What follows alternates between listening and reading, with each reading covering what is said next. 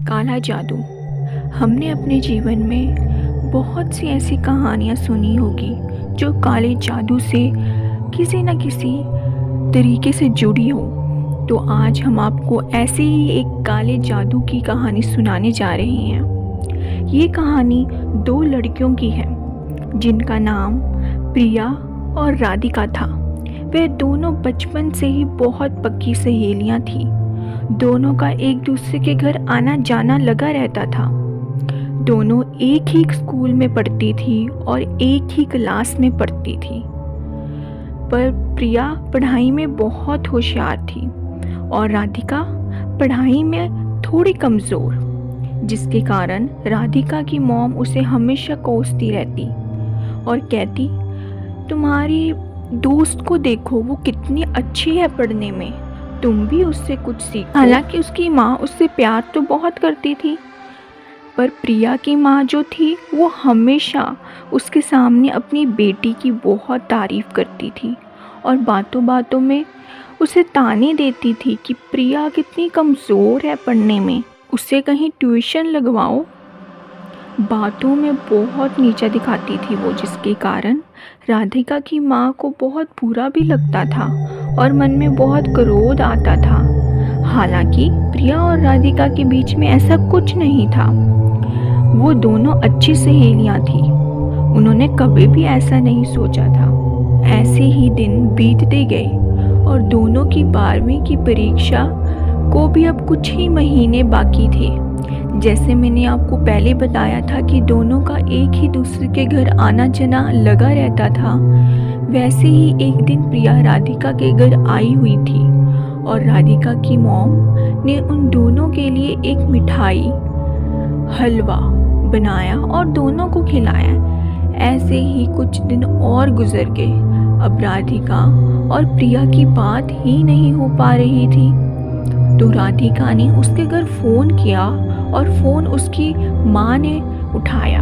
उसने कहा, hello aunty, मैं राधिका को बहुत दिनों से कॉल कर रही हूँ, पर वो मेरा कॉल ही नहीं उठा रही। तो उसकी माँ उसे बताती है कि वो बहुत बीमार है। ये सुनते ही वो उनके घर जाने की तैयारी करती है।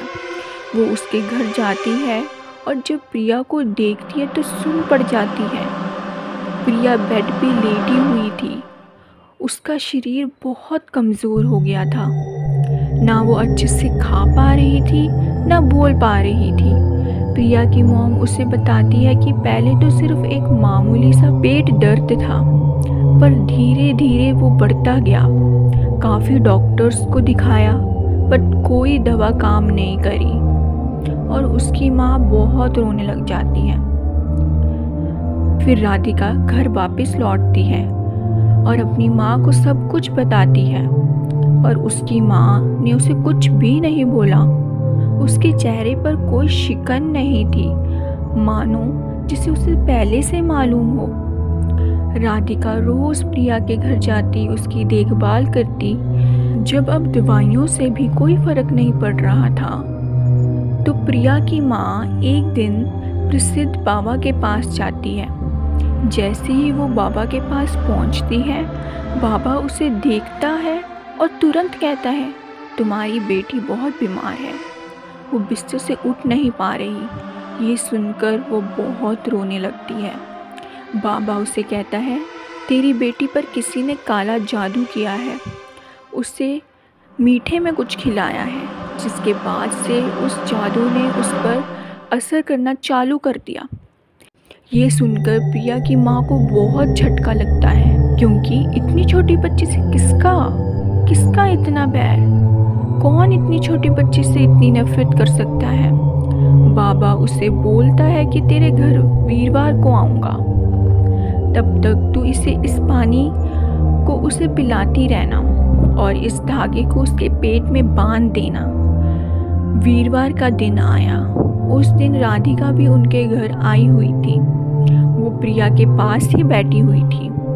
जब बाबा उनके घर आता है और राधिका को देखता है, तो वो उसको तुरंत प्रिया से दूर होने को कहता है। राधिका डर जाती है। ये देखकर उसकी माँ थोड़ी हैरान होती है, पर कुछ नहीं बोलती। फिर बाबा पूजा करता है, सारी पूजा करता है, जो भी उनकी क्रिया होती है वो करता है और प्रिया को कुछ खाने को देता है, जिससे उसे खून की उल्टी हो जाती है।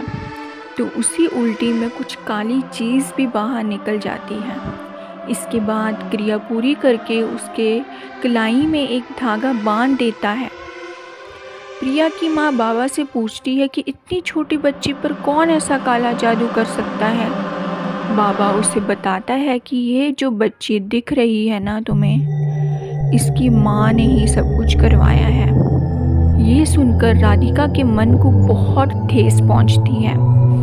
उसे विश्वास ही नहीं होता। वो बाबा पे चिल्लाने लगती है गुस्से से कि मेरी माँ के बारे में ऐसा कैसे बोल सकते हो तुम। वो अपनी माँ को कॉल करती है और वहाँ पे बुलाती है। उसकी माँ को नहीं पता था कि प्रिया के घर में ये सब कुछ हो रहा है। जब उसकी माँ उसके घर पहुँचती है, वो सब देखकर घबरा जाती है और राधिका को बोलती है, चलो यहाँ से, तुम यहाँ क्या कर रही हो और तुमने मुझे यहाँ क्यों बुलाया? तो राधिका अपनी माँ को रोकती है और उसे बोलती है कि ये बाबा तुम्हारे बारे में ऐसी झूठी बातें बोल रहा है। तभी बाबा उसे धमकाता है और डराता है कि यही काला जादू तुझ पे ही उल्टा कर दूंगा अगर तूने सच नहीं बोला। ये सुनकर राधिका की माँ घुटनों पे बैठकर माफ़ी मांगने लग जाती है और रो रो कर उसे बोलती है, ऐसा मत करना, मैं सब कुछ बता दूंगी। तो सब बताने लगती है कि कैसे प्रिया की माँ उसके सामने हमेशा अपनी बेटी की तारीफ़ करती थी और मेरी बेटी को हमेशा नीचा दिखाती थी, जिस वजह से मेरे मन में बहुत ईर्ष्या पैदा हो गई थी। तो ये सब सुनकर राधिका सुन पड़ जाती है कि मानो उसके पैरों तलों से ज़मीन ही खिसक गई हो। तो दोस्तों, आपने क्या सीखा इस कहानी से ज़रूर कमेंट करके बताइएगा। धन्यवाद।